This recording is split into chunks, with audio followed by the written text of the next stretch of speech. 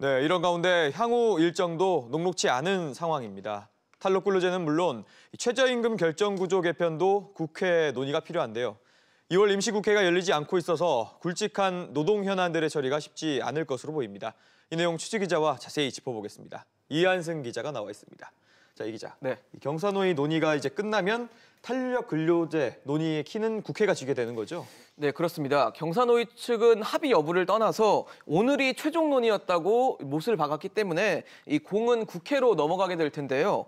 이제 변수는 2월 임시국회 개최 여부가 되겠습니다. 예. 2월 국회가 열리지 못하고 있는 상황에서 오늘 오전 국회 정상화를 두고 여야 3당 원내대표 합의가 불발됐는데요. 그러면서 자연스럽게 2월 국회 개최 자체가 이 미궁에 빠지게 됐습니다. 이제 탄력근로제 논의가 경사노위 손을 떠난다고 해도 일단은 국회가 열릴 때까지 기다릴 수밖에 없는 상황이 됩니다. 네, 최저임금 결정책 개편도 2월 임시국회에서 논의하기로 했었는데 네. 개편안이 아직 안 나온 거죠? 네, 아직 나오지 않았고요. 국회에 제출될 개편안은 오는 20일, 그러니까 이번 주 수요일에 발표될 예정입니다. 예. 정부가 지난달 7일 초안을 발표한 이후에 한 달여간 의견 수렴 과정을 거쳤는데요.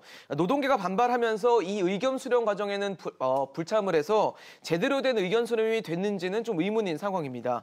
이번 주에 나올 개편안은 이원화라는 이 큰 틀은 유지를 하되 이 세부적인 부분에서 조금 바뀌는 수준이 될 것으로 예상되고 있습니다. 네, 2월 국회가 열리지 않게 되면 탄력근로제 확대나 이 최저임금 결정구조 개편 이것에 대한 제동이 걸릴 수밖에 없겠군요. 네, 일단 탄력근로제 단위 기간이나 또 최저임금 결정구조를 바꾸기 위해서는 국회에서 입법이 돼야 되는데 이 국회가 열리지 않는다면 입법도 이루어질 수 없는 상황이 되는 거죠. 예. 특히 이 최저임금 체계 개편 같은 경우의 상황은 더 빠듯한데요.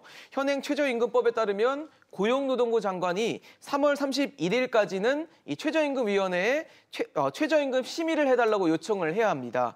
그런데 그때까지 이번 개편안에 대한 입법이 되지 않는다면 기존 최저임금 결정 구조를 그대로 따라갈 수밖에 없는 상황이 됩니다. 예. 만약 3월에 국회를 통과하더라도 위원회 구성부터 최저임금 결정까지 이 물리적인 시간들이 필요하기 때문에 8월 5일로 잡혀져 있는 최종 고시까지의 이 전체적인 일정도 미뤄져야 한다는 게 정부의 생각입니다.